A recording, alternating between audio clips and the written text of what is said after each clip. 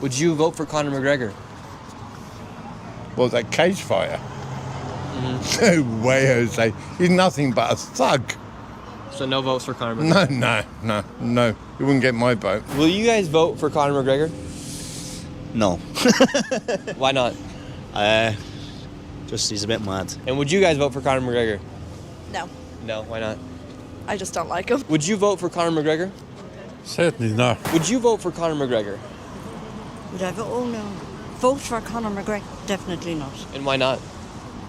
Well, because of his history and what he was charged with, and he doesn't seem to be showing any remorse.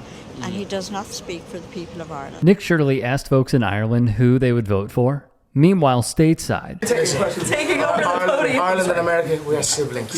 We consider America our big sibling. So it's important for Ireland to have be a peaceful, happy, prosperous country for the 40 million Irish Americans to have a place to visit, to come back to their home. So we wish for our relationship with the United States to continue, and we wish to be taken care of by the big bro. You know, the United States should look after its little bro, and that's how we feel with Ireland and America. It's the issues that people of Ireland face, you know, and it'll be music to the people of Ireland's ears, because never on the main stage has the issues the people of Ireland face been spoke. You know, our government has long since abandoned the voices of the people of Ireland.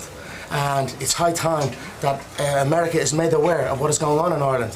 What is going on in Ireland is a travesty. He made comments at the press podium, the same podium where Caroline Leavitt is paid to lie to the public. What did you think about Conor McGregor's visit to the White House? Well, I mean, two thugs. What they say, birds of a feather flock together, don't they? I mean, Trump is a rapist as well. So why wouldn't he go there? And do you support what he said at the White House, or do you think he was lying? No, I don't. It's support what he said. We have problems in Ireland, yes. But then every country has problems. Housing is a major problem. And the government are going to have to deal with that, especially for young people. Like, I would hate to be young again because I couldn't afford a house. And I would not like to be 35 years of age and still live with my parents, which is what this current generation of people are in Ireland. Mm-hmm. So he's picking on a good cause when he says that. After meeting with Donald Trump, the former UFC champ announced he was running for president. He has not garnered any upward trajectory in the polls. So, after failing to get on the ballot, McGregor launched this petition off of change.org. And he did this because he's trying to change the nomination process in his country altogether. So, he claims the current framework presents a significant barrier to democratic participation. And with this post that he wrote online, I contend that the citizens of Ireland, both at home and abroad, should have the unhindered right to determine the candidates who appear on the presidential ballot. The Daily Beast would then say, the petition comes in light of McGregor, who is 37 years of age, failing to capture at least 20 nominations from the National Parliament of Ireland or from 4 county councils. This probably didn't help as well. Nikita Hand has won her High Court case against mixed martial arts fighter Conor McGregor. A jury at the High Court found Mr. McGregor raped Ms. Hand in a hotel in Dublin in December 2018 and awarded her almost €250,000 in damages. I would like to start off by saying I'm overwhelmed. I'm touched by the support I have received from everybody. Lastly, I want to thank my daughter, Freya, who I'm most grateful for. She has given me so much strength and courage over the last 6 years throughout this nightmare to keep on pushing forward for justice. I want to show Freya and every other girl and boy that you can stand up for yourself if something happens to you, no matter who the person is, and justice will be served. To all the victims of sexual assault, I hope my story is a reminder that no matter how afraid you might be, speak up, you have a voice, and keep on fighting for justice. Calls to the Dublin Rape Crisis Centre rose significantly. It's having a really profound effect on the people who use Dublin Rape Crisis Centre services. When we looked at the figures for the first 10 days of the trial, we could see that calls increased by 17% and the number of first-time callers increased by 50%. He was found liable for the 2018 essay of Nikita Han. Recently, he lost his appeal to the civil grand jury that found him guilty of R-wording Han in a hotel in Dublin.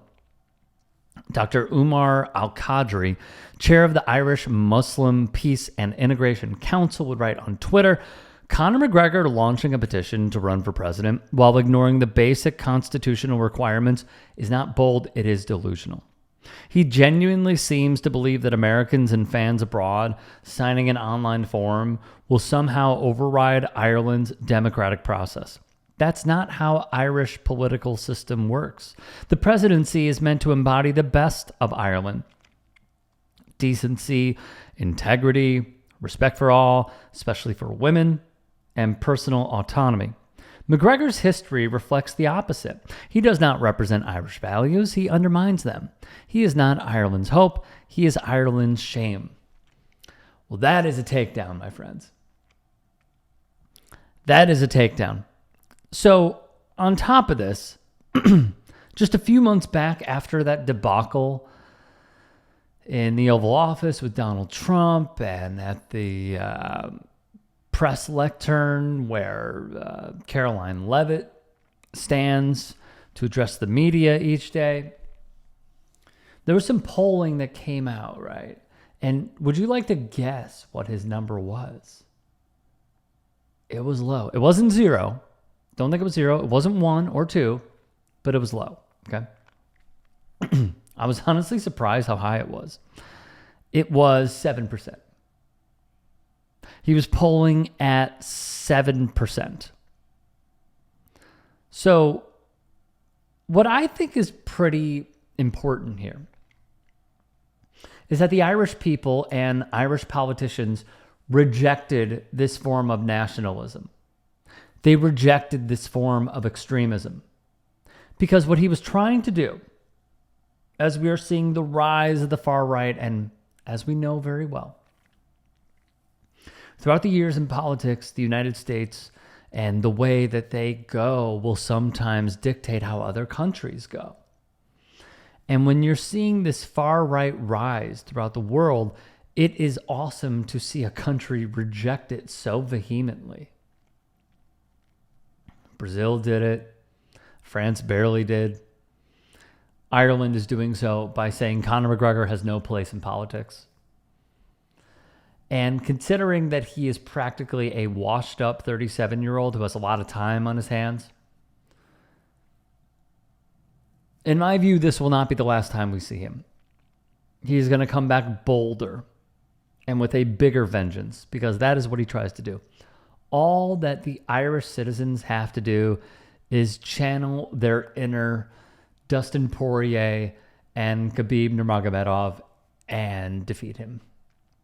Defeat him at the polls, defeat him with their chatter. Do not give in to this.